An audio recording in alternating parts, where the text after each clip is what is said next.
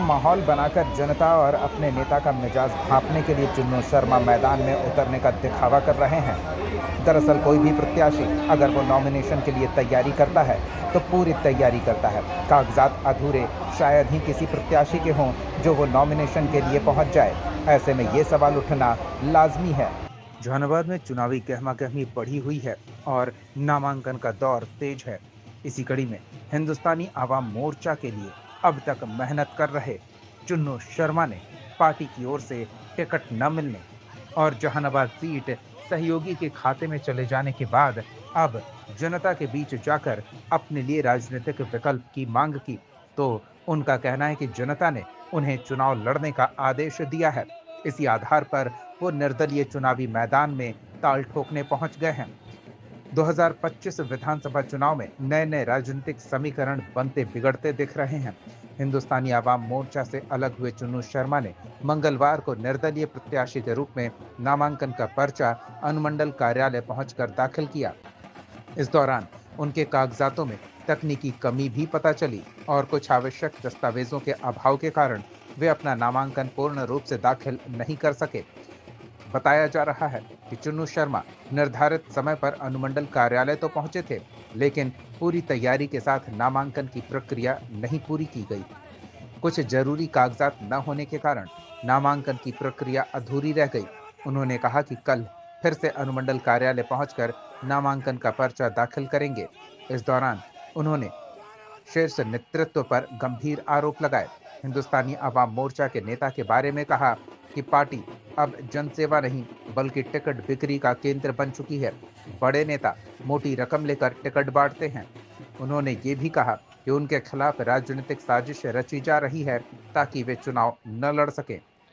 नामांकन स्थल पर चुन्नू शर्मा के समर्थकों की अच्छी खासी भीड़ दिखी, जिन्होंने उनके समर्थन में जोरदार नारेबाजी की। अब देखना दिलचस्प होगा कि चुन्नू शर्मा के मैदान में आने से जहानाबाद का राजनीतिक समीकरण क्या स्थिति बनाता है।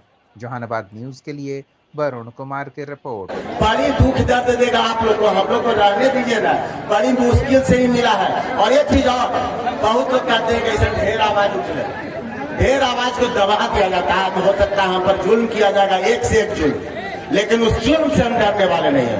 हो सकता है ये चुन्नू शर्मा का नाम का आवाज विफल हो, लेकिन हमको पता है कि हमने शुरुआत कर दिया है।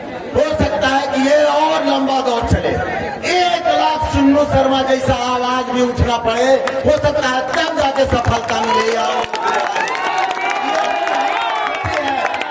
शुरुआत कर दिया है, ज्यादा समय नहीं लेंगे। साथियों इसी तरह एकजुट रहिए, प्रेम मोहब्बत भाईचारे के साथ रहिए, समाज के हर वर्ग एकजुट मेरे साथ खड़े रहिए, मजहब का हर धर्म हमारे साथ इसी तरह मजबूती बनाए रखिए। मैं वादा करता हूँ प्रेम स्नेह और डेवलपमेंट का मिक्सचर हम आपको बहुत बेहतरीन अंदाज में परोसेंगे, जो ये लोग नहीं कर पाएंगे। काहे नहीं करेंगे?